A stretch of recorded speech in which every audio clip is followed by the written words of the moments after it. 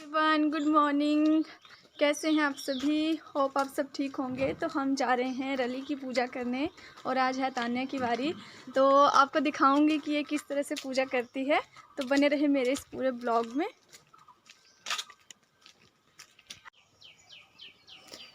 तो छक्कू यहाँ पर लड़कियों ने सजा लिया है और अब ये छक्कू धोने जा रही हैं इन फूलों को। तो ये यहाँ पर बोरी में नहीं जाती हैं, बोरी काफ़ी दूर पड़ती है इनको यहाँ से। तो ये हैंडपम्प में ही अपने छक्कों को जो धो लेती हैं, अपने जो फूल इन्होंने भरे होते हैं छक्कों में उसको धो लेती हैं। तो आप देख पा रहे हैं हैंडपम्प में ये लड़कियाँ अपने फूलों को धो रही हैं और इसके बाद जो आगे की पूजा है वो की जाएगी। ये देखिए सभी ने अपने छक्कू जो हैं बारी बारी से धो लिए हैं और इसके बाद यहाँ पर चौका लगाया जाता है और इस तरह से सफ़ेद कलर के आटे से या फिर सफ़ेद कलर की एक चाक मिट्टी आती है उससे यहाँ पर पीढ़ी बनाई जाती है।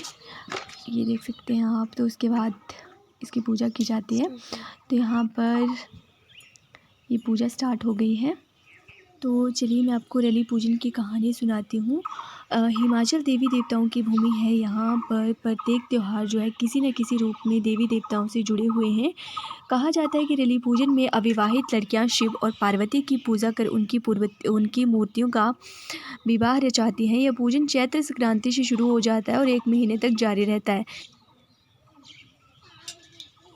कांगड़ा जनपद के किसी गांव में एक ब्राह्मण ने अपनी नौजवान कन्या रली का विवाह उससे आयु में बहुत छोटे लड़के से कर दिया। कन्या ने इस संबंध में विरोध भी किया, लेकिन माता पिता के सामने उसकी एक न चली। अंततः उसे मजबूरन विवाह के लिए हाँ करनी पड़ी। उस समय रिश्ते माता पिता ही तय करते थे। कन्या रली का विवाह शंकर नाम के लड़के के साथ हो गया। कन्या को घर से विदा कर दिया गया। परंपरा अनुसार उस कन्या का छोटा भाई, जिसका नाम बस्तु था, उसे छोड़ने गया। रास्ते में एक नदी पड़ती थी। जब डोली उस नदी के पास पहुंची तो रली ने कहारों से डोली रोकने को कहा और भाई को बुलाकर कहा, जो भाग्य में लिखा था वो हो गया। मैं किसी को इसके लिए दोष नहीं दूंगी, अतः मैं पूरी ज़िंदगी अपने से आयु में छोटे पति के साथ नहीं गुजार सकती हूँ। रली ने कहा, आज के उपरांत जो भी कन्या चैत्र मास में शिव पार्वती की पूजा करके उनका विवाह रचाएगी वह मन चाहा वर पाएगी। ऐसा कहने के उपरांत वह कन्या नदी में कूद गई। जब दूल्हे ने उसे नदी में कूदते देखा तो उसने भी छलांग लगा दी। दोनों नदी की तेज धारा में बह गए। तब से यह त्यौहार प्रत्येक गांव में छोटी अविवाहित कन्याओं द्वारा मनाया जाता है। लेकिन आज की स्थिति बदल चुकी है। अब रली पूजन परंपरा बहुत कम मात्रा में मौजूद है। आज शायद ऐसी परंपराओं को संजोकर रखने का किसी के पास वक्त नहीं है और न ही कोई रुचि। ये जानकर हैरानी होती है कि आज कुछ कन्याएं रली पूजन से अभिज्ञ हैं।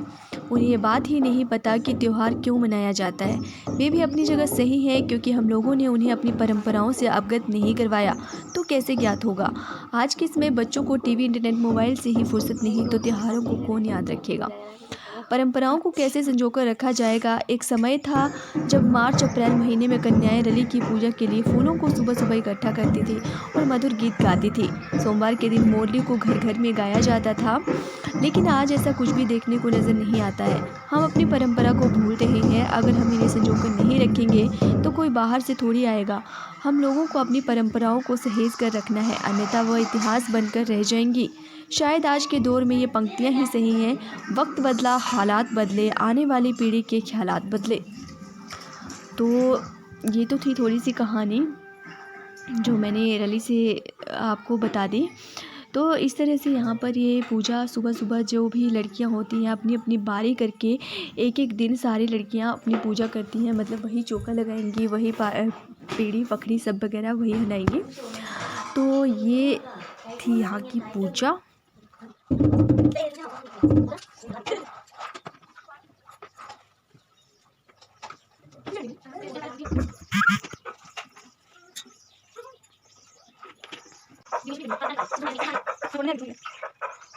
तो यहाँ पर हो रही है द्रेक की पूजा। तो द्रेक की पूजा भी पूरे विधि विधान के साथ की जाती है।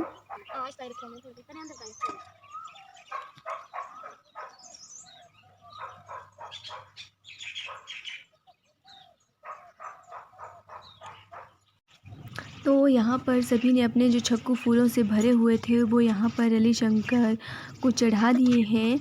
और अब आगे की मैं आपको दिखाती हूँ।